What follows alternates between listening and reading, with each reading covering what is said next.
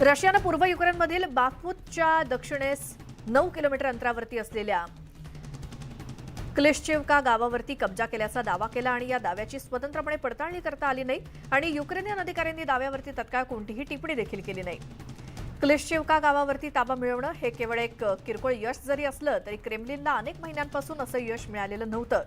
क्लिश्चिव्कावरती ताबा मिळवणं हे पूर्वेकडील युक्रेनियन दळणवळण आणि पुरवठा बाबींमध्ये व्यत्यय आणू शकतं आणि आसपासच्या डोनेत्स्क प्रदेशातील इतर युक्रेनियन नियंत्रित शहरांना त्यामुळे धोका निर्माण होऊ शकतो। यूकेचे माजी पंतप्रधान बोरिस जॉन्सन यांनी कीवला भेट दिली आणि युक्रेनचे अध्यक्ष व्लोदिमीर झेलेन्स्की यांची भेट घेतली।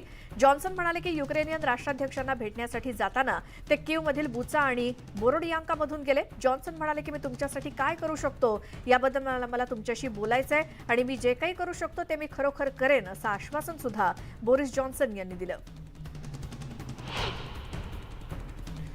युक्रेनचे संरक्षण मंत्री ओलेन्स्की रेझनिकोव्ह यांनी ब्रिटिश सी किंग लष्करी हेलिकॉप्टरच्या आगमनाचं स्वागत केलं।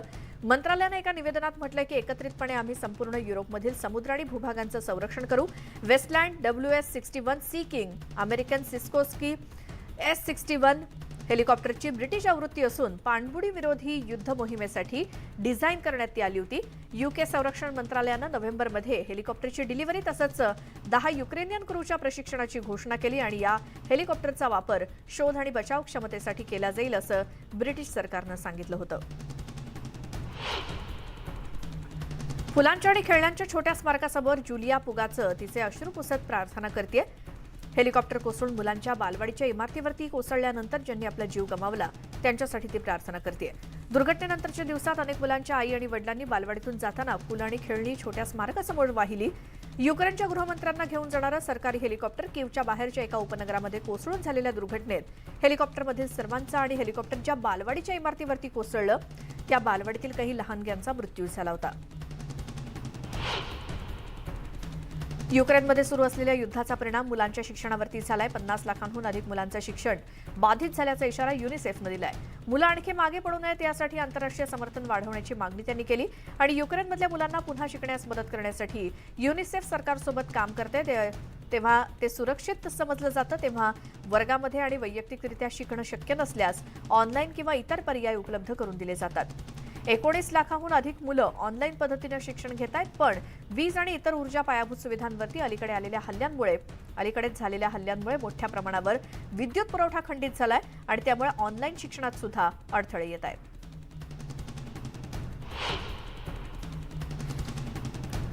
अमेरिकेतील कॅलिफोर्नियामध्ये अंधाधुंद गोळीबार झाल्याची माहिती मिळाली आहे। चीनी नवीन वर्षानिमित्तानं आयोजित कार्यक्रमात झालेल्या गोळीबाराच्या घटनेत 10 जणांचा मृत्यू झालाय। सुमारे 16 ते 20 जण जखमी झालेत। मीडिया रिपोर्टनुसार ही घटना कॅलिफोर्नियाच्या मॉन्टेरे पार्कमध्ये घडली। शनिवारी रात्री घडलेल्या घटनेनंतर परिसरात घबराटीचं वातावरण आहे। पोलिसांनी घटनास्थळ गाठत जखमींना जवळच्या रुग्णालयात नेलं। कॅलिफोर्नियातील बॉलरूम डान्स क्लबमध्ये गोळीबार करणारा बंदूकधारी पोलिसांनी दिलेल्या माहितीनुसार फरार होता। हल्लेखोर आशियाई व्यक्ती असल्याची माहिती पोलिसांना होती। लॉस एंजेलिस काउंटी शरीफ विभागाचे सार्जंट बॉब बॉईस म्हणाले की गोळीबार रात्री 10:30 वाजता झाला आणि संशयित हल्लेखोर घटनास्थळावरून पळून गेला असून त्याच्याकडे स्वयंचलित शस्त्र होतं आणि संशयित हा आशियाई पुरुष असल्याची माहिती मिळाली आहे।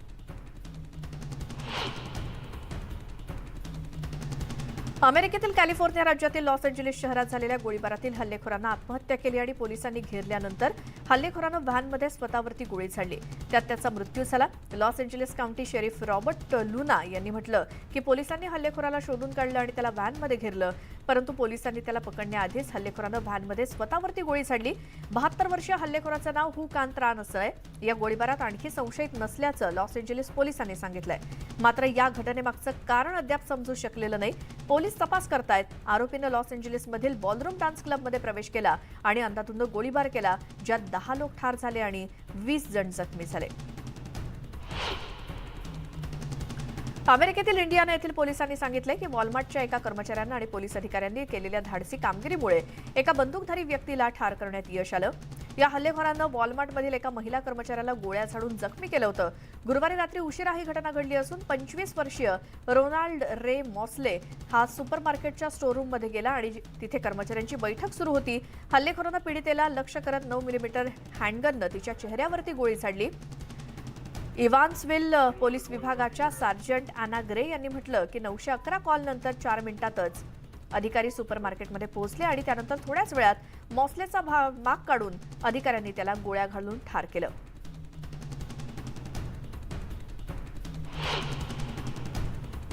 यानंतर मुंबईत एक मोठी बातमी येते ती पाहूयात. मुंबईच्या जवेरी बाजार परिसरात ईडीच्या बनावट अधिकाऱ्यांनी छापा टाकून करोडोंची लूट केली. 4 अज्ञात लोकांनी एका व्यावसायिकाच्या कार्यालयावरती छापा टाकला आणि स्वतःला ईडी अधिकारी असल्याचं सांगितलं. आरोपींनी तक्रारदार व्यावसायिकाच्या कार्यालयातील एका कर्मचाऱ्याला सुद्धा हातकडी घातली होती. यानंतर आरोपींनी कार्यालयातून 25 लाख रुपये रोख आणि 3 किलो सोनं चोरून नेलं. सोन्याची एकूण किंमत 1,70,00,000 रुपये असण्याचं सांगितलं जात आहे. या प्रकरणी पोलिसांनी 2 जणांना ताब्यात घेतलंय. आणखी दोघांचा शोध सुरू आहे. सुस्मिता भदाणे आमच्या प्रतिनिधी आपल्या सोबत आहेत. सुस्मिता, जवेरी बाजारामध्ये ही जबरी चोरी नेमकी कशी आणि कधी झाली?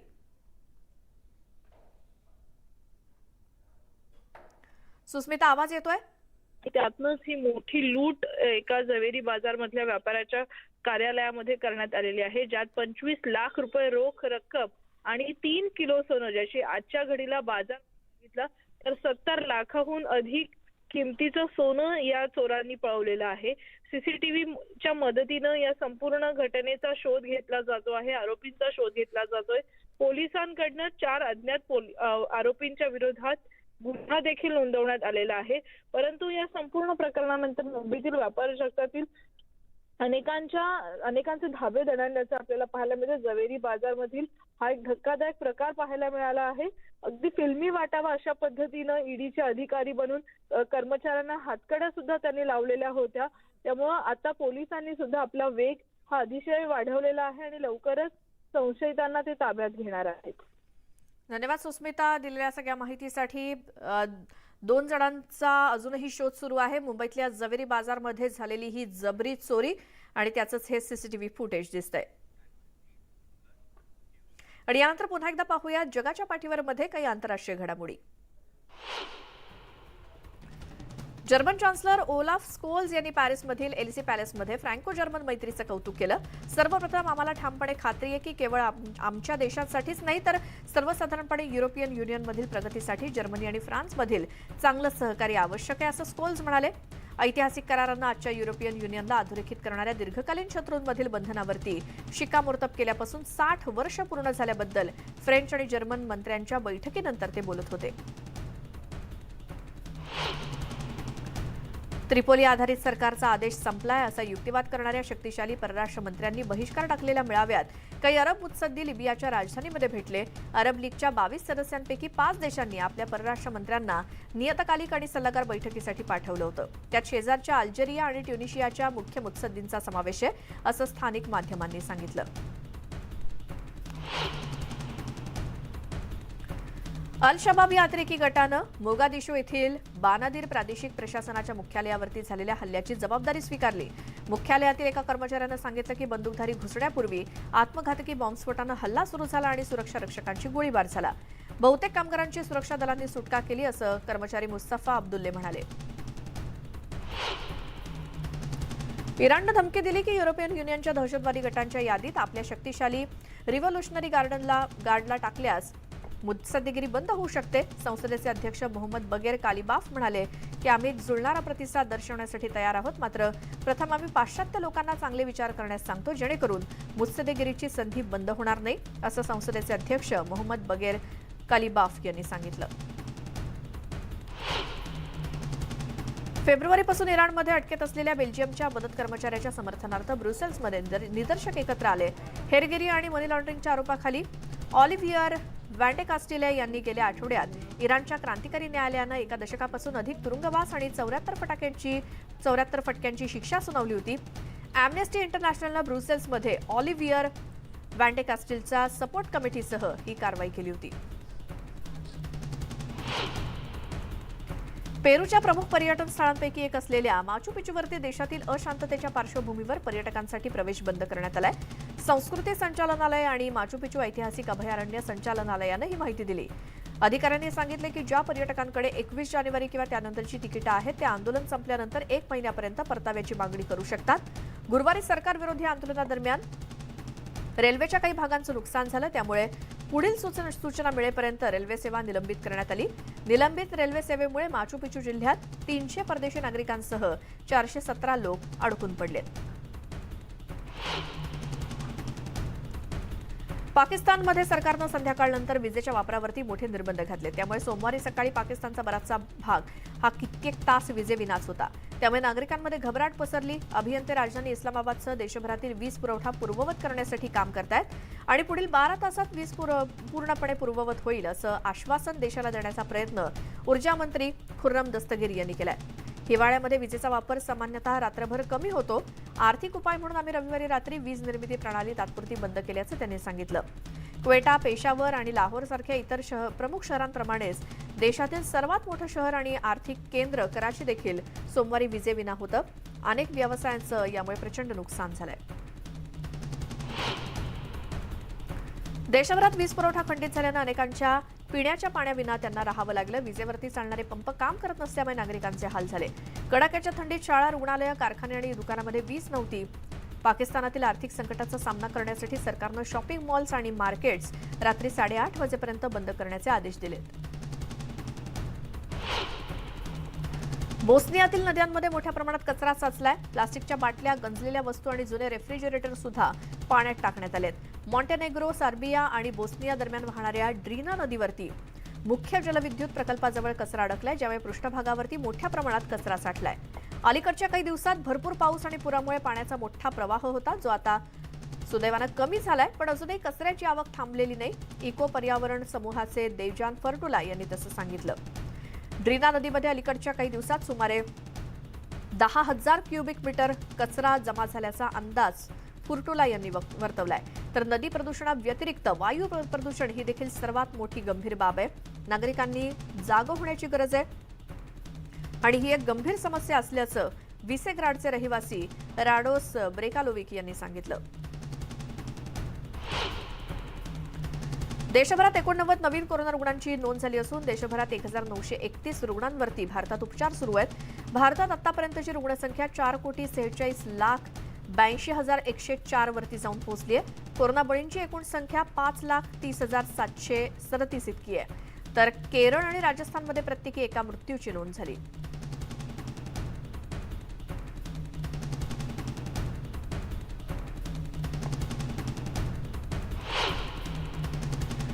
क्रिमियन ऑर्थोडॉक्स ख्रिश्चन बुधवारी सेवास्तोपोल इथे कोसॅक बे मध्ये प्रार्थना सेवेसाठी जमले होते। सेवेनंतर प्रिस्टमननं प्रत्येकावरती पवित्र पाणी शिंपडलं, तर इतरांनी 15 अंश सेल्सिअस तापमानासह समुद्रामध्ये डुबकी घेण्यापूर्वी आशीर्वाद दिला। बऱ्याच क्रिमियन लोकांनी त्यांची ही ऑर्थोडॉक्स परंपरा टिकवून ठेवली आहे।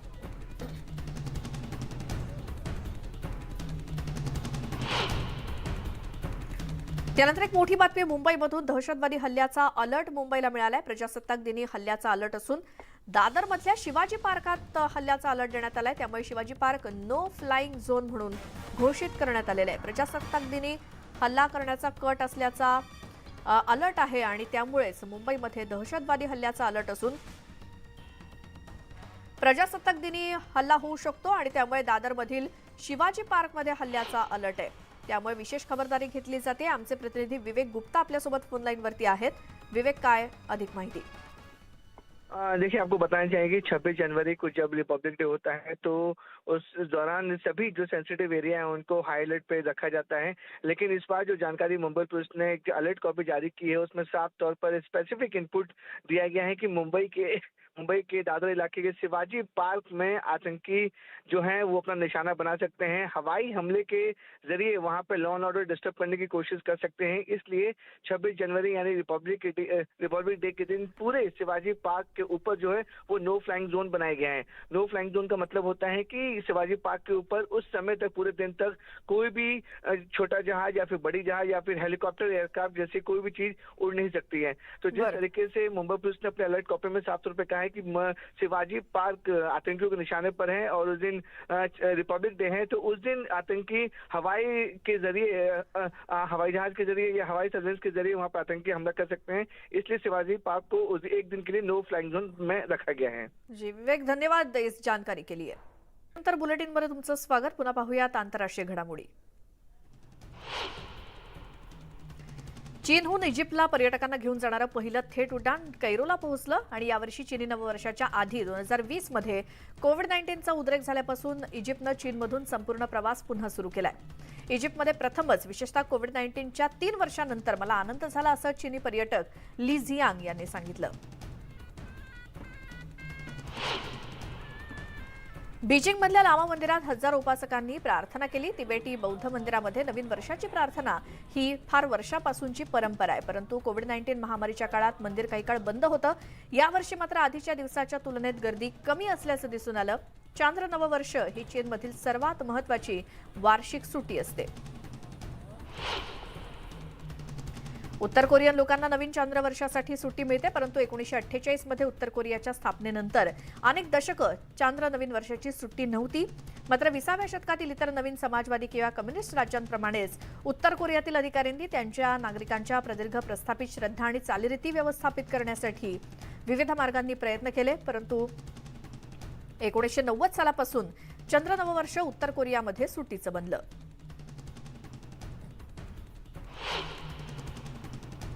सरकारनं आपले कठोर शून्य कोविड धोरण उठवल्यानंतर चीनी लोक चंद्राच्या नवीन वर्षात वाजत गाजत मंदिरांना भेटी देतात। महामारी सुरू झाल्यापासून प्रथमच हा सर्वात मोठा उत्सव साजरा केला जातो। बहुतांश कोविड-19 निर्बंध कमी केल्यामुळे बरेच लोक त्यांच्या कुटुंबियांना त्यांच्या गावी जाऊन भेटतायत। पोप फ्रान्सिस यांनी रविवारी चांद्र वर्षानिमित्तानं नवीन वर्षाच्या शुभेच्छा दिल्या। दया, एकता आणि सुसंवादाचं प्रमाण एकत्रित कुटुंबामध्ये वाढेल अशी आशा त्यांनी व्यक्त केली। फ्रान्सिस सेंट पीटर स्क्वेअरमध्ये उपस्थितांना संबोधित करत होते आणि राष्ट्राध्यक्षांच्या राजीनाम्याच्या मागणीवरून पेरूमध्ये वाढलेला हिंसाचार संपुष्टात आणण्याचं आवाहन त्यांनी केलं।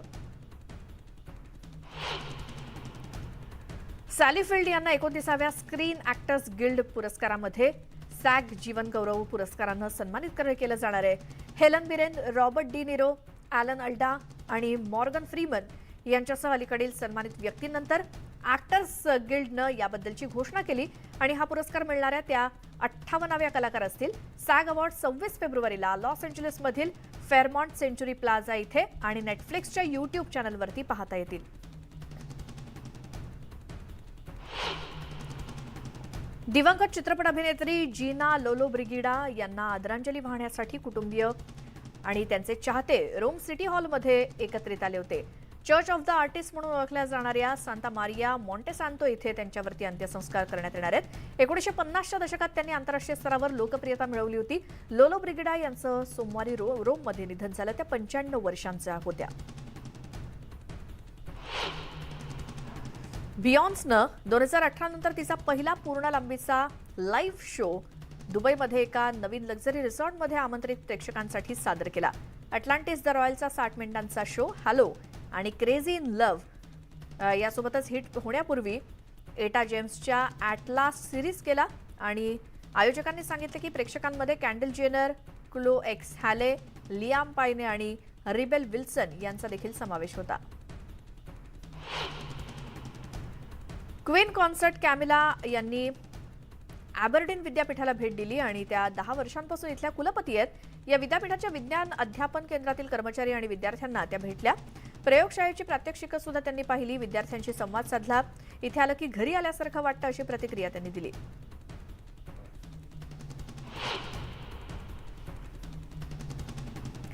प्रिन्सेस ऑफ वेल्स कॅथरीन यांनी ल्युटन इथल्या फॉक्स कब्स नर्सरीला भेट दिली। मुलांचा लहानपणी होत असलेला विकास, बुद्धिमत्तेला चालना देण्यासाठी सुरू असलेल्या उपक्रमाचा एक भाग म्हणून त्यांनी ही भेट दिली असून त्यांनी नर्सरीचा फेरफटका मारला आणि मुलांशी संवाद साधला।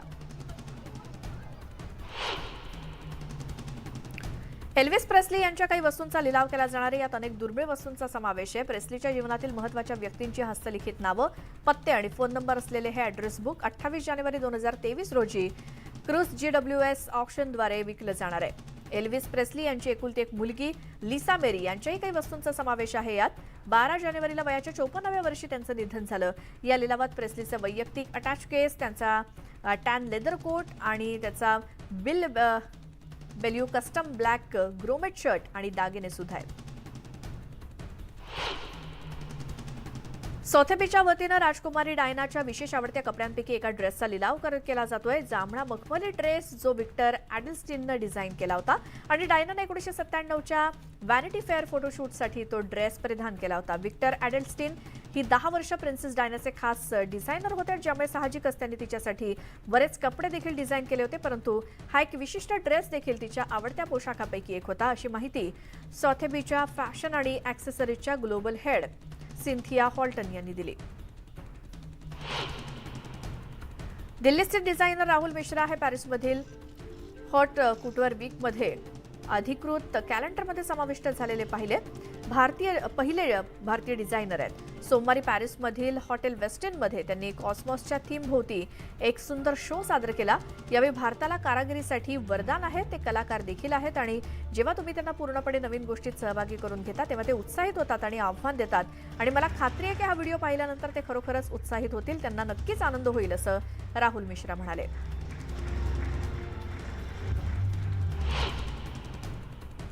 या आंतरराष्ट्रीय बातम्यांसोबतच जगाच्या पाठीवर या विशेष बुलेटिनमध्ये आपण इथेच थांबतोय. मात्र इतर सगळ्या बातम्यांच्या अपडेटसाठी तुम्ही पाहत राहा न्यूज 18 लोकमत.